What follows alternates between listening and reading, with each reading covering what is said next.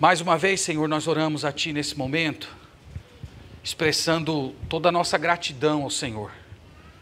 Nós louvamos o Teu nome e cremos que o Senhor aceita o nosso louvor não por causa do nosso mérito, mas por conta de Jesus Cristo, que fez por nós aquilo que nós não tínhamos condições de fazer por nós mesmos.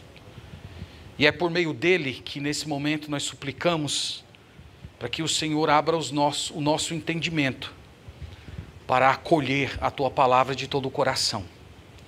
Só o Senhor pode fazer essa obra.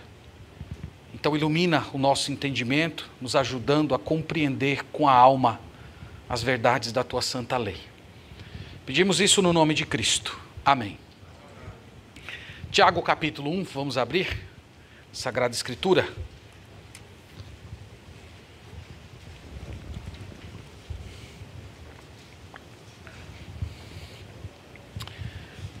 Tiago capítulo 1, a porção da nossa meditação hoje é do verso 16 a 18. Nós estamos algumas semanas meditando nessa epístola. Eu disse para os irmãos que ela foi escrita por Tiago, meio-irmão do nosso Senhor Jesus Cristo, que também era pastor da igreja de Jerusalém. Eu falei para vocês que ele teve um ministério muito singular e também turbulento. Ele era pastor de uma igreja de 5.000 membros, e por causa da perseguição que sobreveio em Jerusalém, está lá em Atos capítulo 7, Atos capítulo 8, Tiago perdeu toda a membresia da sua igreja. Sua igreja se espalhou ali ao redor, naquelas regiões ao redor de Jerusalém, e ele ficou sem membros na igreja. E ele escreveu essa carta para pastorear esse rebanho disperso. Nós falamos que no capítulo 1 ele tem um tema, que é um tema dominante, que é a questão da provação, da perseverança. E na semana passada nós falamos que ele acrescentou um elemento a essa discussão, que é a ideia de mostrar que todas as vezes que a tentação ou a provação de alguma maneira incita você ao pecado, você não deve interpretar isso como sendo algo de Deus. Esse é o tema que ele vem falando do verso 12. Nós vamos hoje do 16 ao 18 e vocês vão ver que é o mesmo tema. Ele continua dentro do mesmo assunto, falando de provação, de perseverança e falando também desse efeito nocivo que às vezes a aprovação tem no nosso coração, no sentido de despertar em nós desejo de pecar. E ele vem falando que isso não tem nada a ver com Deus, mas tem a ver com a nossa própria cobiça. Então ele está dando continuidade a esse tema que ele já vem tratando inicialmente. Então vamos ler do 16 ao 18, depois a gente volta para os irmãos terem uma ideia do todo. Verso 16 ele diz: não vos enganeis, meus amados irmãos, toda boa dádiva e todo dom perfeito são lá do alto, descendo do Pai das luzes, em quem não pode existir variação ou sombra de mudança. Pois, segundo o seu querer, ele nos gerou pela palavra da verdade, para que fôssemos como que primícias das suas criaturas. Amém. Amém. Meus irmãos, notem que ele começa com uma declaração muito fraterna. Ele diz: não vos enganeis, meus amados irmãos. Então morde e assopra, numa frase só, né? Meus amados irmãos, mas vocês estão se enganando. O tom fraterno dele vem nessa declaração. Ele se dirige ao seu rebanho como um rebanho de amados. E ele faz isso, irmãos, porque ele conhecia bem a situação daquelas pessoas. Ele sabia que a situação deles não era fácil, que era um tema muito sensível para eles. Esses irmãos tiveram que abandonar a cidade de Jerusalém, fugir como se fossem bandidos, perderam tudo. E é por isso que ele se dirige a eles com esse tom tão fraterno. Nós poderíamos dizer que aqui tem um sinal da grande maturidade cristã, que é aquela habilidade de você, no mesmo fôlego em que faz uma forte exortação, ao mesmo tempo você envolver essa exortação com amor. Então Tiago é capaz de fazer essas duas coisas. E as pessoas mais maduras que têm no trato com os outros, elas conseguem conciliar essas duas coisas. Conseguem falar a verdade, se for necessário até ser firme em uma determinada exortação, mas tudo isso vem numa bela moldura de amor. E é o que ele está fazendo aqui. A exortação é: não vos enganeis. Quem está utilizando aí a corrigida, está escrito assim: não erreis. Mas de fato, irmãos, o verbo aqui no idioma original, ele está na voz passiva, dando a ideia de algo como algo que você pratica contra si mesmo. E é por isso que a revista atualizada, muito corretamente, a propósito, colocou a ideia de não vos enganeis, porque é algo que a pessoa está praticando contra si própria. Qual é o engano? Qual é o auto-engano que Tiago está alertando esses irmãos que eles não deveriam cometer? Nós já vimos. No verso 13, ele diz qual é esse auto-engano, nós vimos semana passada. Ninguém ao ser tentado diga, sou tentado por Deus, porque Deus não pode ser tentado pelo mal, e ele mesmo a ninguém tenta. Então, qual era o auto-engano? Era o de cogitar que aquela incitação que nós sentimos ao pecado, quando nós estamos debaixo de uma tentação, essa inclinação tem como fonte a pessoa de Deus. Esse é o auto-engano. É uma espécie de autossabotagem, na qual você atribui a Deus a culpa quando se peca, como se ele sempre colocasse os seus filhos em condições em que é inevitável não pecar. Então esse é o auto-engano. E, irmãos, a exortação de Tiago aqui é muito profunda, porque dizer que Deus é a fonte, dizer que Deus produz em nós a incitação pelo pecado, não se trata de um simples erro, não é um mero equívoco, não é porque você dormiu na hora da lição da escola dominical, como alguns dormiram hoje, não é um lapso de memória, ele chama de auto-engano. Auto-engano. Isto é uma peça que você está empregando em você mesmo, é uma mentira que você está contando para si mesmo. É uma forma de racionalização do pecado. O resultado seria um raciocínio mais ou menos assim. Se Deus é a fonte geradora desse desejo que está querendo jorrar dentro de mim, isso pode ser um sinal de que é parte do plano dele que eu deixe esse desejo derramar-se de uma vez por todas. São para essas pessoas que Tiago diz: você está mentindo para si mesmo. Você está se enganando. E essa, irmãos, é uma mentira que comumente nós repetimos. Colocando aqui dentro de uma versão meio horrorizada de Deuteronômio capítulo 6, é a mentira que a gente fala pelo caminho, ao deitar-se, ao levantar-se. A gente fica repetindo, até acreditarmos nela. Eu não sei se vocês já ouviram falar da síndrome do soldado ferido. A síndrome do soldado ferido, eu li essa expressão há alguns anos em um texto do John Piper, e ele usou essa expressão para designar aquelas pessoas que se veem no direito de fazer certas concessões ao pecado porque estão sofrendo demais. O argumento é mais ou menos assim: a vida está muito difícil, eu estou sofrendo muito, eu estou debaixo de muita pressão, e eu acho que Deus colocou essa situação aqui na minha frente para eu poder ter um pouquinho de alívio.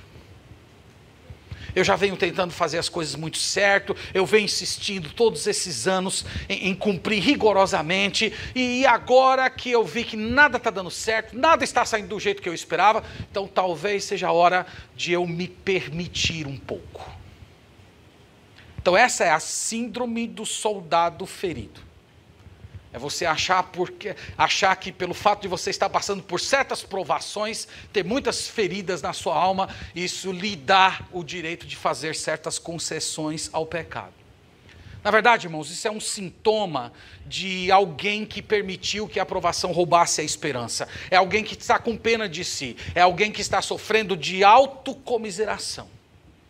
além de ser um ataque contra o caráter de Deus, porque no final das contas, você está dizendo que Deus é a fonte daquela oportunidade e até mesmo das inclinações que você tem sentido àquele pecado. Então, para essas pessoas, para os soldados feridos, Tiago diz, é auto-engano. É uma mentira que você está contando para si mesmo. E nós vamos ver, irmãos, que a partir do 17, ele procura corrigir esse pensamento. Ele vai apresentar um remédio para para o soldado ferido. E como é que ele vai fazer isso? Basicamente, ele vai fazer uma descrição do que Deus faz e, ao mesmo tempo, do caráter de Deus. Então, para corrigir esse pensamento, esse auto-engano, ele vai apresentar um pouco do caráter do nosso Deus. Então, vamos começar olhando o verso 17. Primeira frase do verso 17, ele diz assim: toda boa dádiva e todo dom perfeito são lá do alto. Então lembra aqui que ele está corrigindo a pessoa que está enganando a si mesmo de que as inclinações para o pecado são de origem divina. Então Tiago está corrigindo esse tipo de pensamento, dizendo o seguinte: meu irmão, minha irmã, do alto só nos chega o que é bom e perfeito. As expressões boa dádiva e dom perfeito, irmãos, elas são sinônimas. Na verdade, uma reforça e enriquece a outra. Quando nós falamos de dádivas e dons, nós estamos incluindo todas as bênçãos divinas desse mundo, desde a salvação, passando pela capacitação do Espírito Santo para você viver nesse mundo de uma forma que agrade a Deus, avançando até sua saúde, família, irmãos, bens materiais. Tiago diz, essas dádivas, elas são boas. E quando ele fala isso, ele está fazendo um certo contraste com a tentação. Essas dádivas de Deus são boas, enquanto as tentações são malignas. Essas dádivas de Deus são perfeitas. A palavra perfeita aqui é completa, é plena. As tentações não são assim, as tentações produzem disformidade, as tentações retêm algo de você. Então ele está tentando corrigir o pensamento das pessoas que estão enganando a si mesmo com respeito ao caráter de Deus. E esses bons donativos e perfeitos, irmãos, eles vêm de onde? Toda boa dádiva e todo dom perfeito são de onde? Lá do alto. Aqui novamente nós temos um contraste. O bom e perfeito vem do alto. O que é mau e destrutivo não vem do alto, vem de baixo. Especificamente de dentro de nós. Ele disse isso no verso 14. Ao contrário, cada um é tentado pela sua própria cobiça, quando esta o atrai e o seduz. Do alto vem coisas boas. Coisas más vêm de dentro de você. É o contraste. Do alto, irmãos, é uma expressão para designar o lugar da habitação de Deus. É do alto porque é inacessível a nós. É do alto porque é grandioso. Assim como nós não podemos traçar o início e o fim do céu, nós também não podemos medir a extensão do governo de Deus. Mas do alto, aqui talvez a figura mais apropriada é a de um rei que está na sacada do seu castelo e abaixo dele estão os seus súditos. E ele está jogando coisas boas para os seus súditos. Ele está dando coisas perfeitas para os seus súditos. Então essa é a imagem que Tiago quer gerar nos seus ouvintes. O nosso Deus é um rei maravilhoso que está no alto e nós estamos todos aqui embaixo e ele está jogando coisas boas. Ele está jogando para nós, ele está entregando para nós coisas perfeitas. Lembra de Jesus em Mateus capítulo 7, verso 11? Se vós que sois maus, sabei dar boas dádivas aos vossos filhos, quanto mais o vosso Pai Celeste não dará coisas boas a todos aqueles que o pedirem. É como se Tiago estivesse ecoando aqui, irmãos, a frase do Senhor Jesus Cristo. Então, novamente, Tiago está se dirigindo a pessoas que estavam se enganando. Tiago está se dirigindo àquelas pessoas que achavam que as incitações pecaminosas que elas tinham quando estavam padecendo grandes tentações vinham de Deus, que estava lançando para elas do alto. Mas Tiago diz, não é verdade, isso vem apenas da sua cobiça. Então, primeiro ele fala de quem Deus, o que Deus dá. Deus dá coisas boas. Agora ele vai falar de quem Deus é. Veja no restante do verso, o que ele diz a respeito de Deus. Toda boa dádiva e todo dom perfeito são lá do alto. Agora veja, descendo do Pai das luzes, em quem não pode existir variação ou sombra de mudança. Ele está dizendo aqui, irmãos, que Deus é imutável. Então, para corrigir o pensamento de quem se engana, primeiro ele disse, do alto só vem coisa boa. Segundo ele diz, Deus é imutável. Ele chama Deus aqui de o Pai das luzes. Quando usamos essa expressão, o Pai das luzes, que imagem gera na sua mente? Gênesis capítulo 1, haja luz. Gênesis capítulo 1, verso 16, e fez os 2 grandes luzeiros, o luzeiro maior para governar o dia, o luzeiro menor para governar a noite, e fez também as estrelas. Deus é o Pai das luzes, Deus é o Pai dos luzeiros, e Ele é chamado de Pai porque foi Ele que criou. E ele diz aqui, irmãos, que o caráter de Deus é diferente do restante da criação, porque ele diz assim, em quem não pode existir variação ou sombra de mudança. Então ele está fazendo um contraste entre os luzeiros que sofrem variação de dia, de noite, de intensidade, de calor, de frio, até de destruição. Os luzeiros estão em constante variação. Deus não está em constante variação. Só um parênteses aqui, tem um pessoal meio chato que fica criticando a Bíblia, por causa dessas expressões não científicas. Então essas pessoas dizem mais ou menos assim, a Bíblia não pode ser considerada um livro sobrenatural e divino, porque aqui diz que os astros estão se movimentando. Então, hoje, nós já estamos numa era científica que mostra que a Terra não está parada, o Sol está parado e a Terra, né, e o nosso sistema é que está girando ao redor do Sol. Irmãos, primeiro que isso não é só um tipo de incredulidade. Tá? É incredulidade, mas não é só incredulidade, é também... uma palavra bem educada, assim, né? É uma forma também de burrice.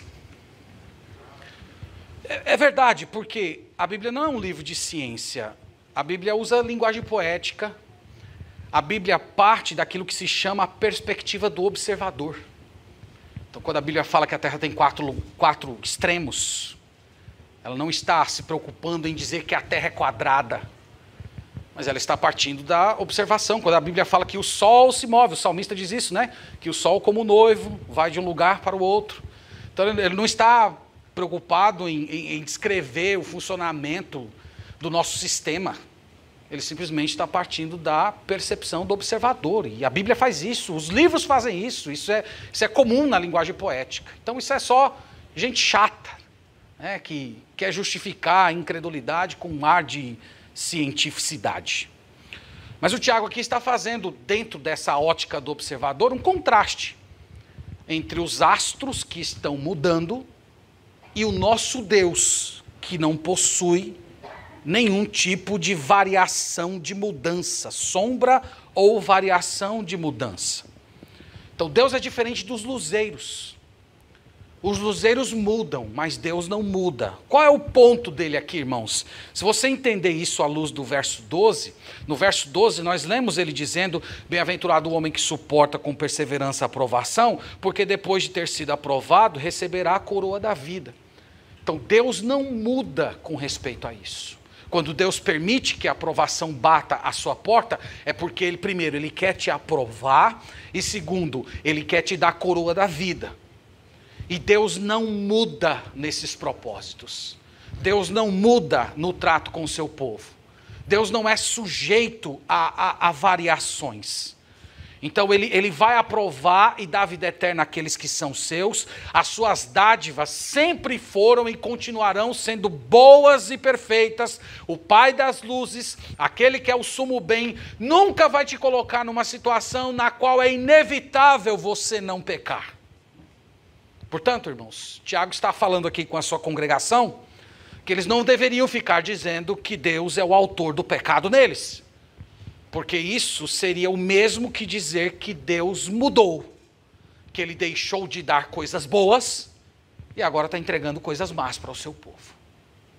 Então é assim que ele corrige o pensamento das suas ovelhas. No verso 18, por fim, ele apresenta a grande prova, irmãos, que Deus nos dá boas dádivas. A grande prova é o novo nascimento. Veja como ele coloca isso de uma forma muito bonita. Aqui a gente tem que ir bem devagar, viu?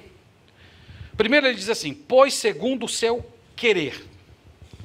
Esse verbo querer, ele está no infinitivo aí da língua portuguesa, mas no idioma que o Novo Testamento foi escrito, ele está no pretérito. E isso, irmãos, não é só uma questão técnica, faz toda a diferença na interpretação. Se a gente fosse fazer uma tradução mais literal, seria assim, tendo ele querido, ou tendo ele determinado. A NVI traduziu, tendo ele pretendido. E por que esse tempo verbal é fundamental aqui na argumentação? Porque Tiago está tentando mostrar que a regeneração do povo de Deus, a sua salvação, não foi um assunto decidido na sua história, foi um assunto decidido na eternidade. Foi uma decisão que Deus tomou lá no passado. Foi uma decisão que não tem relação direta com o que você é e com o que você faz, mas com uma determinação que aconteceu antes que Deus dissesse, haja luz. Então foi segundo o seu querer eterno, ou o seu querer passado, ele fez o quê? Ele nos gerou.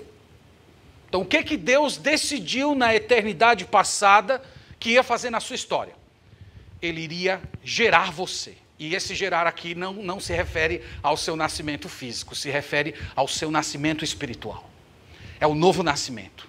Aquele que não nascer da água e do Espírito não entrará no reino de Deus. É desse nascimento que está sendo falado aqui, irmãos. Então, Tiago, veja que Tiago ele se inclui, né, entre os regenerados. Ele diz, ele nos gerou.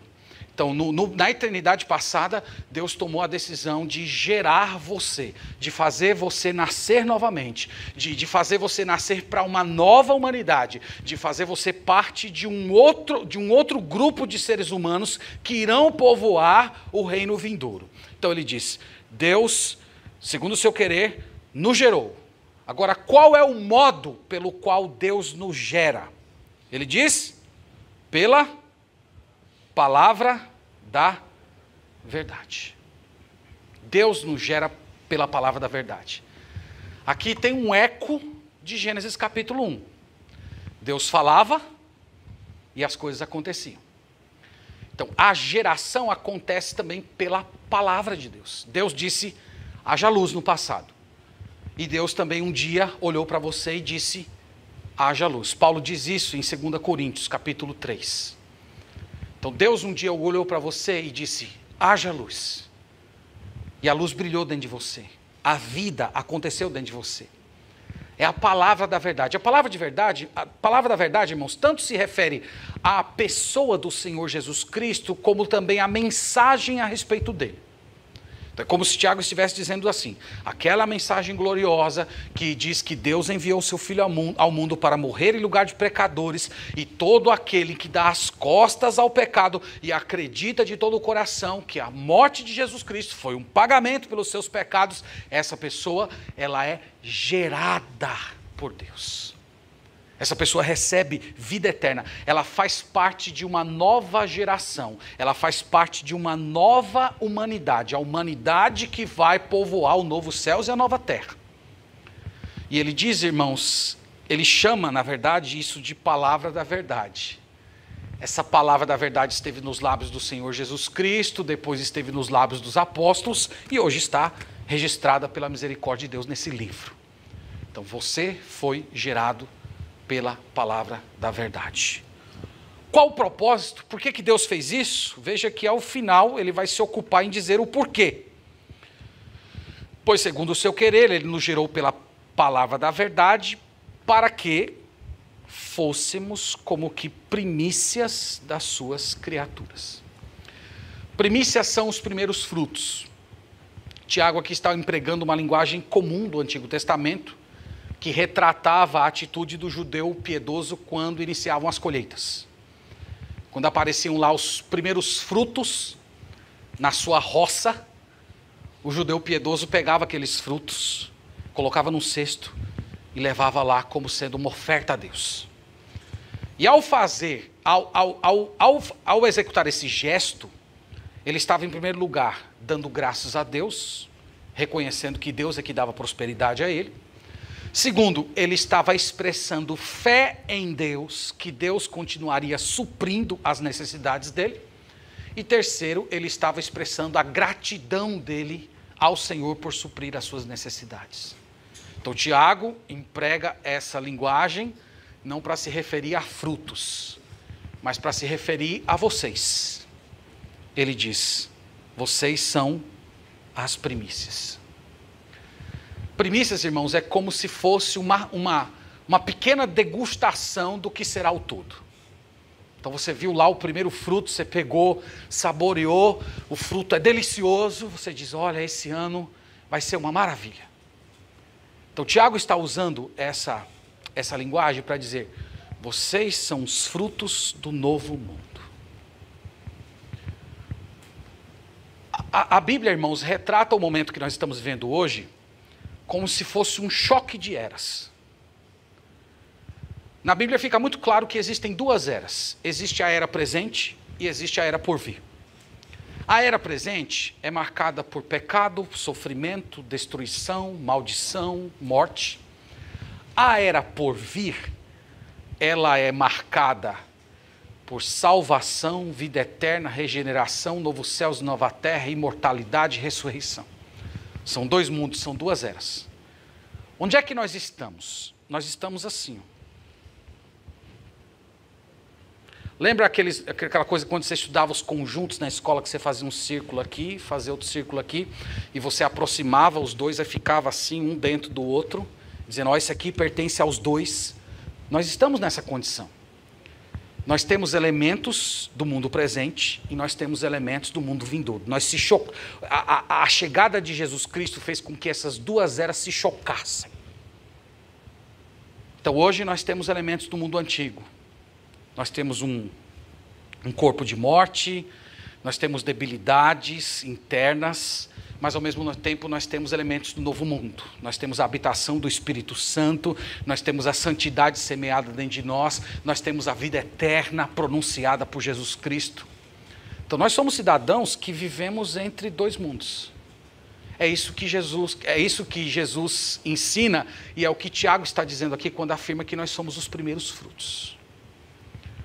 Então, você já sente, por meio do Evangelho, por meio da ação do Espírito Santo, pequenos gostos, sabores. Você pode ver pequenos lampejos do que um dia será a totalidade da colheita. Então, irmãos, Tiago está falando isso para dizer: Deus dá boas coisas. E qual é a prova suprema que Deus dá boas coisas? É a salvação. É Deus, na era presente, fazer com que você experimente os primeiros frutos da era vindoura. Esses primeiros frutos, eles já estão dentro de você. Perdão, restauração, certeza de vida eterna, ação do Espírito Santo, certeza e convicção na hora da morte que você será recebido por Deus, cuidado do Senhor. Tudo isso são os primeiros frutos. Então, se a gente fosse fazer um compilado geral aqui, Tiago está dizendo mais ou menos assim: meus irmãos, não se enganem. O mal não vem do alto. O Pai das luzes que nos gerou só concede para a gente coisas boas.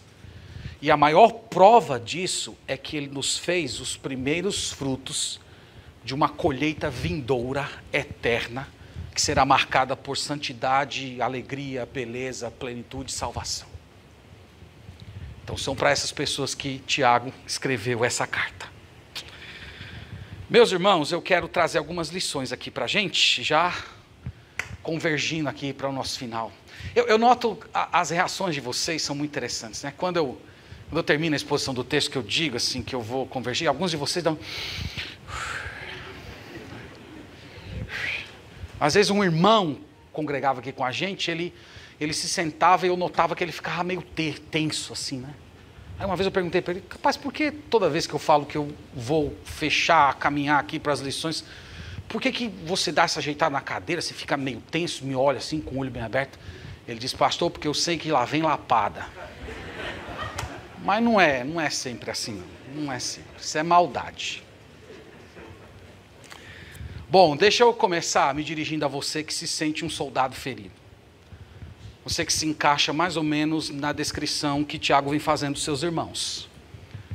Então você que vem focando excessivamente na sua tristeza, você que está desestimulado, com pouca esperança, você que anda meio ressentido com a vida, com os relacionamentos, com a própria fé em Deus, ou com o próprio Deus. De acordo com esse texto aqui, você está numa posição muito vulnerável. Você está numa posição de fácil tentação. Você está na mira de ser traído pelo seu próprio coração. Essa condição de você ficar se vendo como um soldado ferido, desestimulado, meio que distorce o seu discernimento. Você lembra o que é discernimento, né? Aquela capacidade espiritual de você distinguir aquilo que é a providência de Deus das movimentações do mundo, da carne e do diabo. Sabe qual é o risco que você corre? É que diante da menor oferta de alívio, você corre o risco de se lançar sobre ela, sem antes se indagar se isso que está vindo ao seu encontro é para te socorrer ou é uma armadilha do inimigo para lhe abater. Esse é o risco. Você está com um discernimento distorcido. Então foi para pessoas como você que Tiago escreveu esse parágrafo que lemos hoje. Não se engane. O não se engane é quase como se ele estivesse chacoalhando você, chacoalhando a sua consciência adormecida, dizendo assim, esses pensamentos que você tem tido, esses desejos que você tem tido, essas inclinações que você anda sentindo, elas não vêm de Deus, elas não são possibilidades de alívio que Deus está concedendo a você. Na verdade, essas sensações são engodos do seu coração, são enganações da sua própria alma. Então você precisa de um choque. Você precisa de um choque de realidade cristã. Você precisa voltar na sua mente e lembrar quem é o nosso Deus, o que é que o nosso Deus faz. Nosso Deus não coloca você em situações em que o pecado é inevitável. Nós falamos muito disso semana passada. E não vos sobreveio tentação que não fosse humana, mas Deus é fiel e não permitirá que sejais tentados além do que possais suportar, mas junto com a tentação proverá livramento de sorte que a possais suportar. Junto com a tentação virá o livramento. Portanto, toda a tentação já traz embutida a saída dela. Esse é o ensino de Deus. Então você precisa retornar ao caráter de Deus, lembrar quem Ele é. Lembrar que o nosso Deus dá coisas boas. Lembrar que o nosso Deus, até quando manda provações, Ele faz isso para te aprovar e para te dar vida eterna. Do outro lado, os seus impulsos para o mal, as suas concessões para o pecado, as racionalizações que você tem feito para justificar o que é errado, se originam no seu coração, não tem nada a ver com Deus. Então você precisa lembrar dessas coisas. Você precisa lembrar que o pecado nunca vai te trazer alívio. O pecado só traz escravidão e morte. Que o único que pode aliviar você é o Senhor. Só Ele pode te dar conforto. Só Ele pode te conceder o que é bom. Ele nunca vai lançar para você alguma coisa que é má para você obter algum tipo de alívio. Então você precisa ter um choque e relembrar quem é o nosso Deus. Segundo, você precisa lembrar quem é você nessa história. Você é parte dos primeiros frutos. Você é alguém que foi gerado para a vida eterna. Isso significa que você está no entroncamento de duas realidades e que os males que você está padecendo hoje são apenas parte do presente, mas que essas guerras que você está enfrentando hoje, elas já foram vencidas pelo Senhor Jesus Cristo e a vitória dele pertence a você. E pela fé você pode se apropriar dela. Então eu quero exortar você amorosamente a sair dessa posição. A sair dessa posição do soldado ferido. Ao sair dessa posição de autocomiseração. De se ver a pessoa mais destruída. Provavelmente pode ser que Deus não queira curar as suas feridas. Pode ser que Deus queira te capacitar a continuar lutando apesar das suas feridas. Mas você pode encarar a vida com esperança. Você pode encarar a vida com otimismo. Você pode continuar vencendo. E isso, irmãos, é ser vencedor aos olhos de Deus. Ser vencedor não significa você superar todas as suas debilidades. Não, algumas você carregará pela vida inteira. Mas você vai receber capacitação do alto. Então você vai vencer apesar delas. Então saia dessa posição. Essa posição é perigosa. Não se engane, não permita que o seu coração pregue uma peça a você. Então você que está solitário, você que está enfrentando problemas de relacionamento, você que está enfrentando problemas financeiros, tome cuidado com as peças que o seu coração pecaminoso pode querer empregar em você, vendendo para a sua alma como isso fosse uma provisão de Deus. Na verdade não é, é apenas engano. Segunda lição, irmãos, é que esse ensino de que tudo aquilo que é bom provém de Deus, é um chamado para a gente expandir a nossa visão e perceber a bondade divina por trás daquilo que é de tudo que é belo. Então, quando diz assim, quando o texto diz, toda boa dádiva e todo bom dom perfeito são lá do alto. Então tudo aquilo que é bom vem de Deus. Tudo. E isso não se esgota apenas às realidades espirituais, inclui elas, mas não esgota. Inclui o bom livro, a bela paisagem, o conforto, a promoção, a saúde, o sustento, a refeição, a palavra gentil, o abraço da pessoa amada. Tudo isso são dádivas de Deus. Tudo isso vem de Deus. Você pode glorificar a Deus por cada uma delas. Eu estou pensando aqui, eu moro aqui no Itaigara. E de frente ao prédio que eu moro tem uma pequena reserva. E vocês não vão acreditar, mas nessa reserva tem um galo que canta 4 horas da manhã. Como é que pode ter um galo no Itaigara? Isso é um mistério, né? Um bairro todo de prédios tem um galo. E ele canta todo dia 4 horas da manhã, irmãos. Né? Aquela hora do sono mais privilegiado. E eu moro no 11º andar e eu escuto. Com porta, janela fechada, né? Eu escuto esse galo. E hoje estava de manhã, né? O galo cantou, eu acordei. Toda boa dádiva. Quase desejando pegar o galo e colocar na panela de pressão para o almoço. Toda boa dádiva. Irmãos, brincadeiras à parte, tem muita coisa boa nesse mundo que Deus tem dado para alegrar o nosso coração. E você precisa enxergar Deus nessas coisas. Enxergar Deus nessas coisas é importante porque expulsa a incredulidade. Expulsa do nosso coração essa visão secularizada, que é a de enxergar certos aspectos da nossa vida como não tendo relação com a fé. O trabalho, a diversão, o alimento. Então, tudo provém de Deus. Nós temos que receber e glorificar a Deus. Nós temos que receber e ter alegria em Deus. Nós podemos ver essas coisas, saborear essas coisas, ouvir essas coisas maravilhosas e dizer, Senhor, muito obrigado. Isso é tua provisão. É o Senhor como um rei bondoso lá da sacada da tua glória, lançando essas coisas para a gente desfrutar. E nós somos os seus súditos e nós recebemos tudo isso com muita alegria. Exercite isso. Isso é importante para aumentar a sua fé. Isso é importante para produzir em você um senso da presença de Deus. Às vezes você precisa ter um momento de oração, um momento de leitura da Bíblia, ouvir para a igreja, para você ter aquela ideia de que está na presença de Deus, que você está em contato com o Senhor. Mas quando a gente expande a visão e enxerga que todas aquelas coisas boas que são lançadas para nós todos os dias vêm do Pai das luzes, nós vamos glorificá-lo e teremos aquela sensação de que Ele está presente, Ele está cuidando de nós nos mínimos detalhes. Tudo que nós temos de bom, irmãos, vem do Senhor. Alimente sua consciência com isso. E por último, não esqueça quem é você diante de Deus. Você é um regenerado. Você é parte do primeiro fruto de um reino vindouro. Veja e enxergue o tamanho, o privilégio que é fazer parte dessa nova humanidade. Veja o tamanho do amor de Deus quando na eternidade passada, antes dele dizer haja luz, ele já tinha escrito seu nome no livro da vida.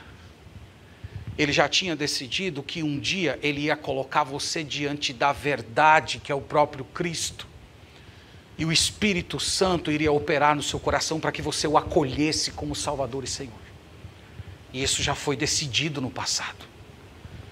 Quando você um dia na sua história se entregou a Jesus Cristo, você só fez isso porque Deus no passado tomou essa decisão e no tempo presente Ele enviou Jesus Cristo, Ele enviou o Espírito Santo para quebrar suas resistências.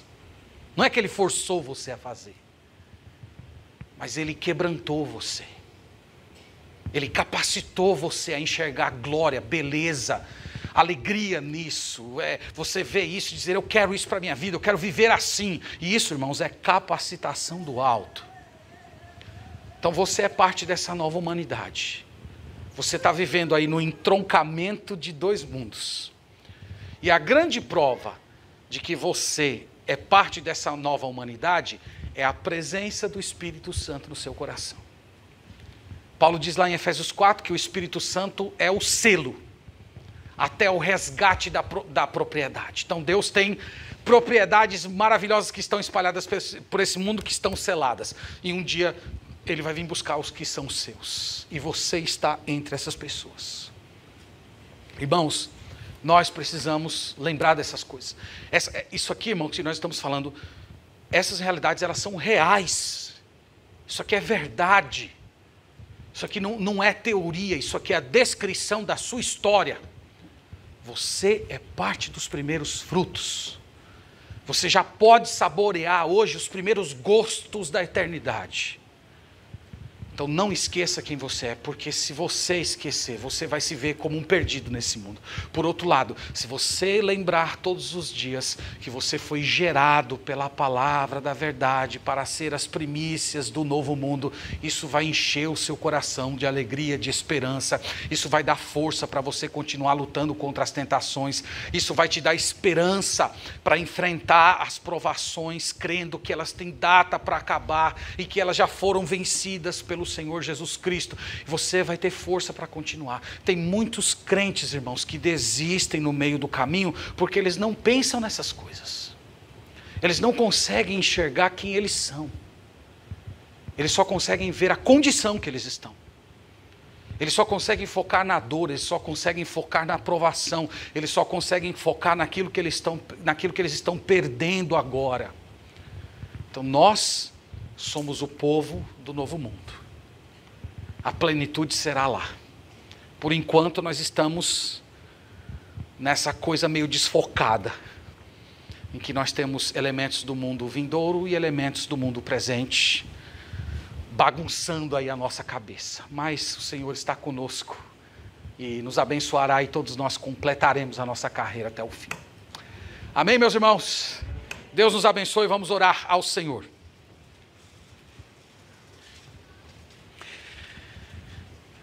Obrigado, Pai, louvado seja o Teu nome.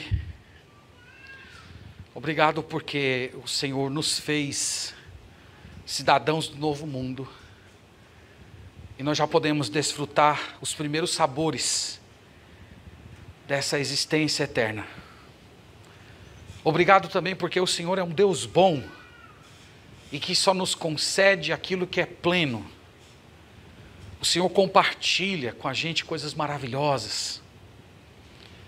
Obrigado, Senhor, por tua providência diária, pela refeição, pelo ar que respiramos, pela saúde, pelo emprego, pela família, pelos amigos, pelos irmãos, pelos afetos, por vivermos num mundo cercado de muitas belezas.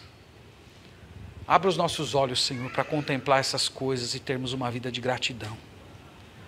Abençoa a nossa consciência, Pai, para que ela seja moldada com a verdade bíblica a respeito do teu caráter. Que nós jamais sejamos enganados pelo nosso próprio coração em interpretar as tentações como sendo providência tua. Perdoa, Senhor, todas as vezes que nós acreditamos nessa mentira.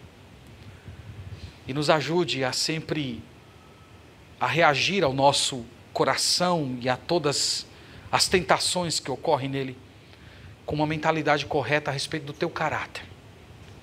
Tu és bom, Senhor, e em ti não há sombra de mudança. Eu oro pelas pessoas que estão passando por grandes provações, por aqueles que estão sofrendo. Eu oro por aqueles que se sentem como soldados feridos, que estão sendo tentados a abrir concessões naquilo que o Senhor expressamente disse que não deveria fazer, em nome de ter algum alívio da sua dor. Nós sentimos, Senhor, com essas pessoas as dores que elas estão enfrentando, mas oramos ao mesmo tempo para que o Senhor as capacite, para elas não abrirem concessões, para elas continuarem firmes, esperando em Ti, esperando a própria capacitação, a aprovação, a rigidez espiritual que o Senhor nos dá por meio de tribulações, e elas experimentem a aprovação que só o Senhor pode dar. Nós oramos no nome de Jesus. Amém.